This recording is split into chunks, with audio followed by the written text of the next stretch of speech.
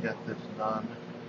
I know I sent you a YouTube video that had primarily the main instructions on giving the subcute fluids. I wanted to give you some of the more specific techniques using this very quiet Cavalier King Charles Spaniel dog. And since most King Spaniel Cavalier King Charles Spaniels think that they are cats, you should have no trouble identifying with it. Okay. So, what I usually do is I put them on the surface. In this case, I'll use my lap, but usually a towel, a bed, a basket set up on a surface. I have the bag, which I've already made up. It has the tube in it, and if you can look at the tube, it's half full. If it's not full enough, then one can always squeeze it and put more fluid into it. If it is too full, then invert the bag and squeeze some of the fluid out of it until it's halfway. Right now it's about 1/10 of the way. Now it's approximately halfway. So I hang that up, usually up on a hook of some sort, so it is fairly elevated. Then we have the other end, which of course takes the needle. The main needles that we use are the pink needle, perhaps pink shows up, which has a very small bore. That's the center hole. A lot of veterinarians will dispense the 18 gauge green needle, which itself has a very large bore. So the green one is the 18 gauge. The pink one is the 20 gauge. We prefer one that's made by Monoject. It's a 19 gauge Thinwall in the color sort of an olive to a yellow.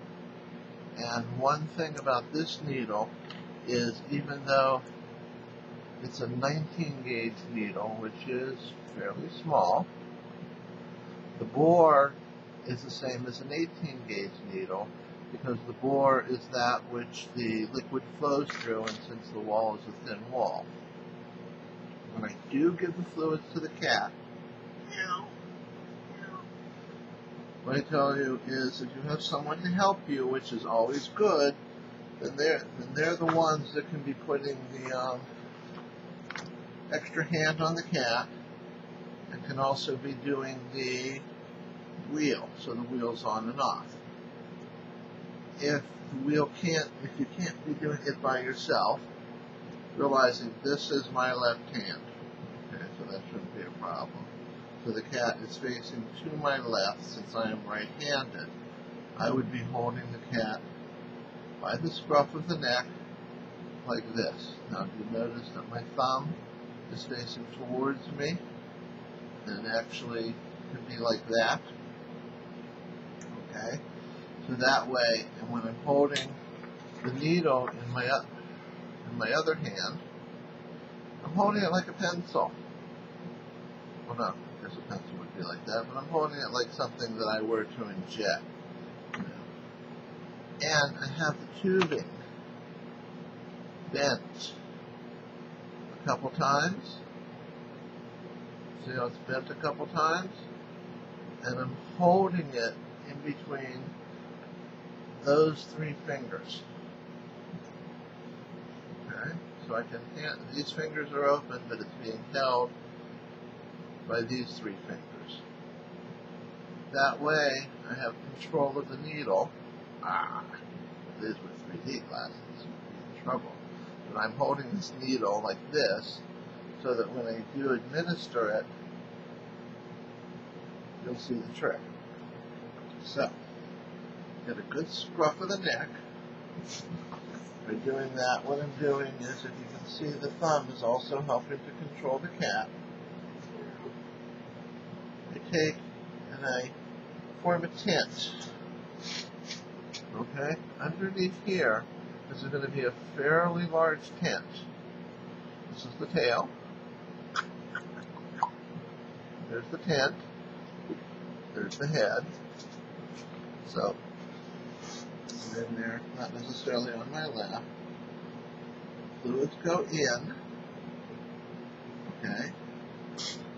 Now the needle went in for, hopefully it's visible, that the angle is about like that.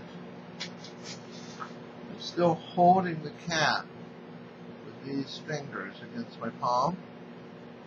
I have control of my finger and my thumb. So once I've gone in, I can switch and hold the needle while I'm doing things with this. You remember I had this all curled up?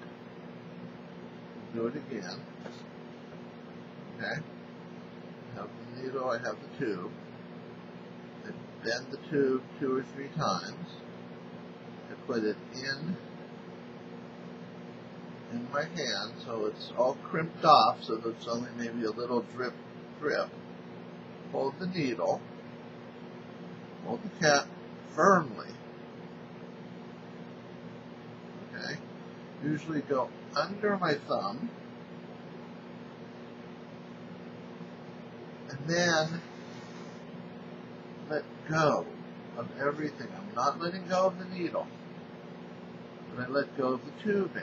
At that point, the liquid should be running, and I can be looking in front of me to see how fast the liquid's running, and it should be running at a fairly strong stream. I can either let go of the scruff of the neck if the cat's willing to behave and just turn into more of a good kitty. But if she gets difficult and struggly, I can always go back to holding. I watch the fluids going. It'll start getting a hump. I'll see how many fluids are running. And if the fluid flow slows down, then I might just give a slight turn to the needle. Or I might move it a little bit. Or I might pull it out a little bit, not all the way, and redirect it in another direction. Once the hole becomes, once the fluids become more of a little hump, I might even redirect the needle to the center of that hump. If she really becomes a struggler, at least have some control of both situations. When I'm done, I just pull the needle out, crimp it or turn off the valve, put the cover on it, and we're done until the next time. I don't like to give more than 50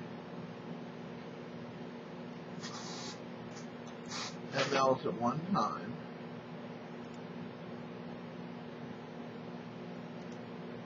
But if I do, I like to give it in 2 separate locations.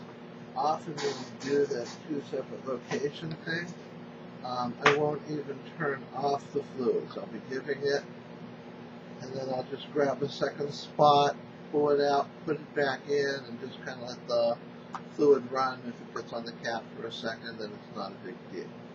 So, main points of this thing that I want to reiterate are control, usually not on your lap, unless of course you put a basket on your lap. Have the fluids hanging at a reasonable height so that they flow quickly, and you can see the part of it that tells you how fast they're flowing. You can see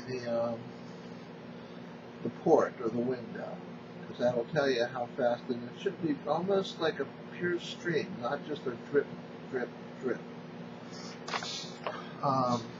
Finally, go ahead and make sure that you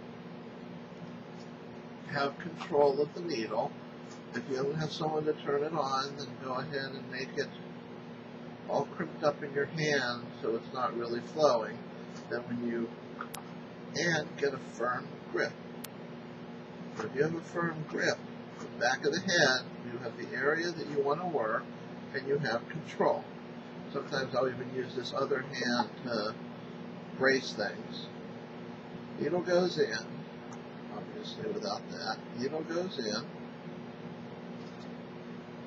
release so the fluids flow, and you have control of the situation for whatever you need to do.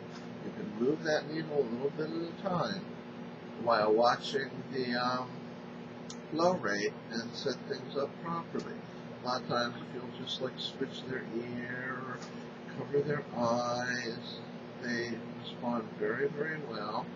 And when you're done, make sure you give them plenty of love and plenty of treats.